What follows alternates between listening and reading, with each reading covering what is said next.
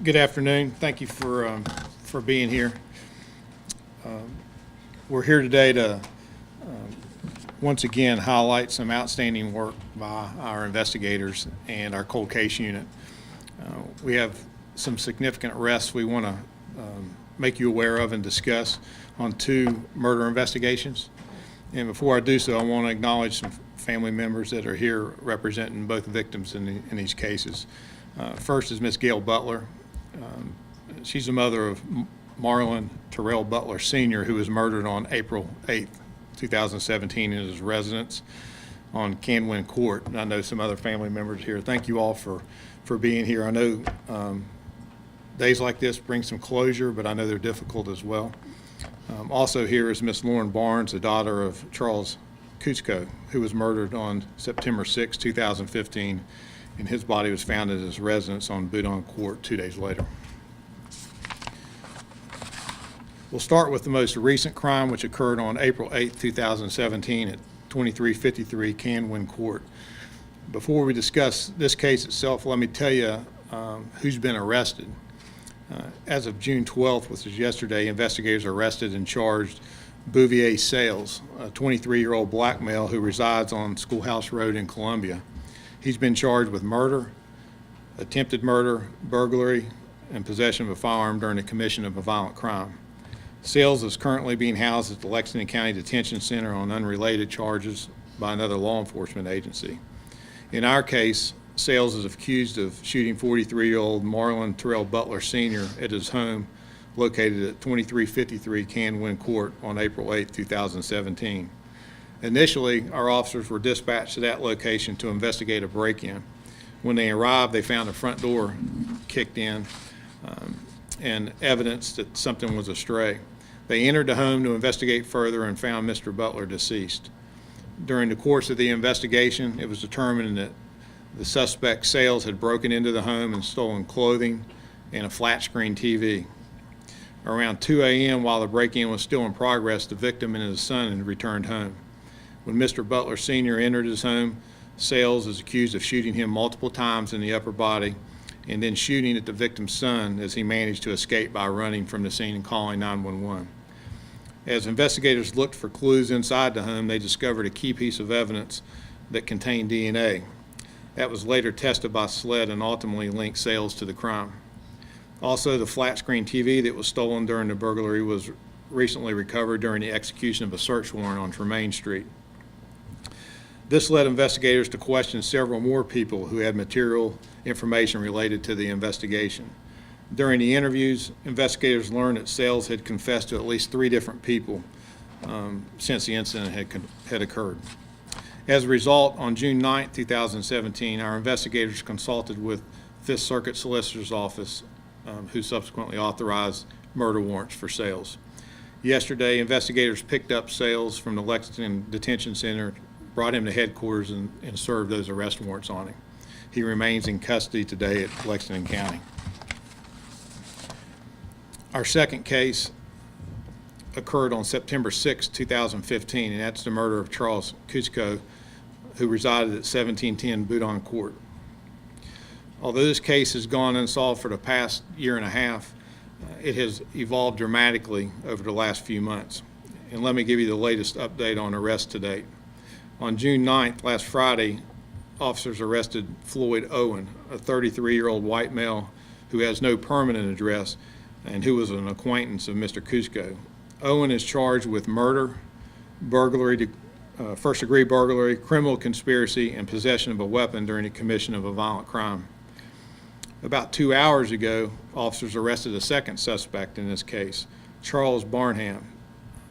He is the victim's nephew and a friend of Owen.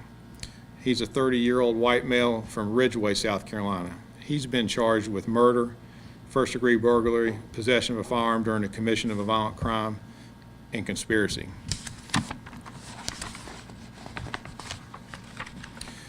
On September 8, 2015, officers initially went to the home of Mr. Kusko's for a welfare check. Some co-workers had contacted the police after he didn't show up for work and were concerned about him. When the police arrived, they noticed forced entry at the residence. When they went inside, they found Mr. Kusko's deceased. It's believed that Owen broke into Kusko's home and shot him several times. Barham allegedly drove Owen to the Budon Court home and served as a lookout during the crime. At the outset of the investigation, Owen provided an alibi to his whereabouts during the crime as he was interviewed by our investigators. Several other friends and family members were also questioned during this investigation. In order to generate Crime Stopper tips, his daughter, Lauren Barnes, helped with our lead investigator to conduct several media interviews about the crime to draw interest to the incident and try to solicit some information. However, these efforts resulted in few tips and not many new leads. After exhausting all the leads in the case, the police department's cold case unit adopted the investigation for review. The cold case unit provided a new set of eyes and a fresh start for reviewing some case notes, crime scene photos, and more importantly, DNA evidence collected at the scene and tested by State Law Enforcement Division. CPD met with SLED to discuss DNA evidence, firearms evidence, as well as behavioral profiles for the suspect. As a result, investigators re-interviewed several people who knew Kusko. It was further revealed that Kusko and Owen got into a heated and threatening argument prior to his death. During the interview, several people implicated Owen as a shooter in the case. Officers also determined that Owen was a suspect in an unrelated robbery case that occurred in the 2100 block of Windsor Hills Drive on February 6, 2017. As investigators continued to piece information together over the next several months, the warrant team was asked to search for Owen regarding the armed robbery case. As a result, on June 7, 2017, they arrested Owen for the Windsor Hill robbery. On June 7th, Owen turned himself in to investigators. Additional people were interviewed about the murder case, and the result of information gathered and after consulting with the Fifth Circuit Solicitor's Office, murder warrants were authorized for Owen. This past Friday, on June 9th, investigators picked up Owen from the Alvin S. Glenn Detention Center and brought him back to headquarters for questioning. He confessed to the crime. Investigators returned Owen to jail where he remains in custody. Investigators also learned that Charles Barnham had participated in the murder of Mr. Kusko. He was then served with arrest warrants and taken back to jail. Owen provided information about his alleged accomplice being Brandon Barnham, and as a result, the warrant team located him this afternoon about 12:30. And that warrant team is the CPD warrant team, the U.S. Marshals Service warrant team, and the Sheriff's Department's warrant team working together. He was found on a job site in the Two Notch Road area. He just finished being questioned here at headquarters and has been transported to jail. So I would like to thank our investigators. They just did an exceptional job on both of these cases.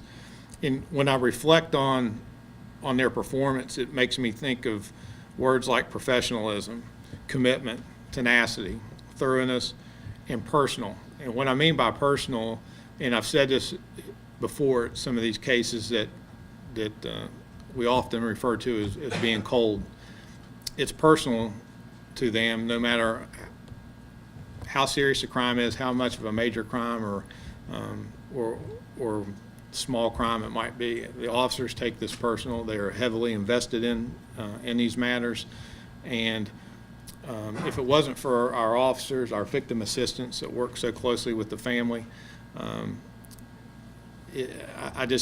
can't say enough about how much the victim families are a part of our family, and it's something that we do not take lightly. It's very important to us, and if there's a takeaway that anybody should have in these matters is we don't quit.